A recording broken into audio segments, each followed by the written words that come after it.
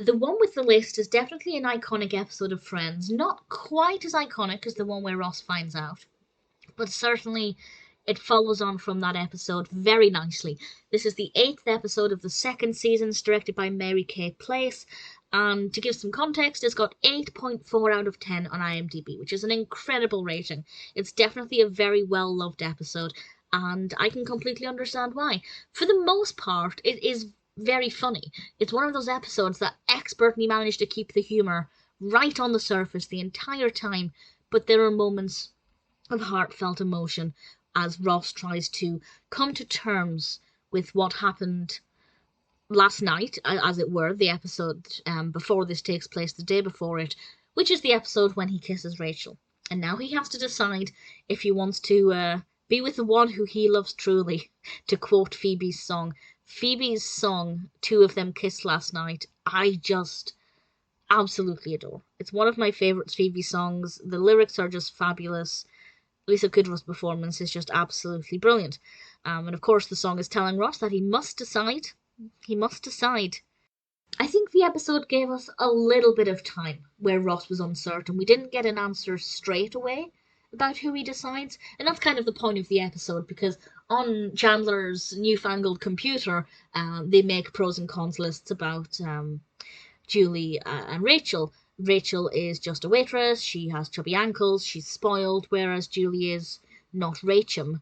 And Ross kind of uses these lists to work out his feelings.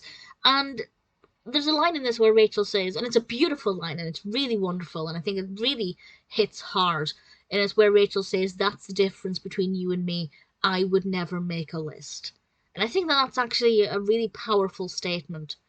But at the same time, I don't necessarily think that making a list to help you decide between two people is a bad thing, because sometimes writing down your emotions is a really positive way of processing something. But there is a difference between writing down your emotions and just writing down a list of somebody's flaws. There was definitely a more tactful way Ross could have done this, and ultimately a more tactful way that Chandler could have handled the situation.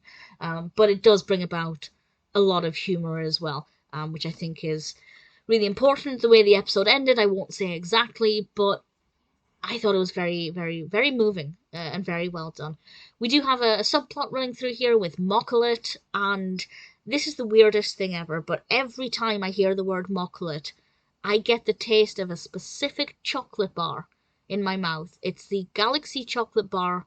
I think it's called Galaxy Cookie Crumble, but it's got like bits of almost Oreo cookie in it, that kind of thing.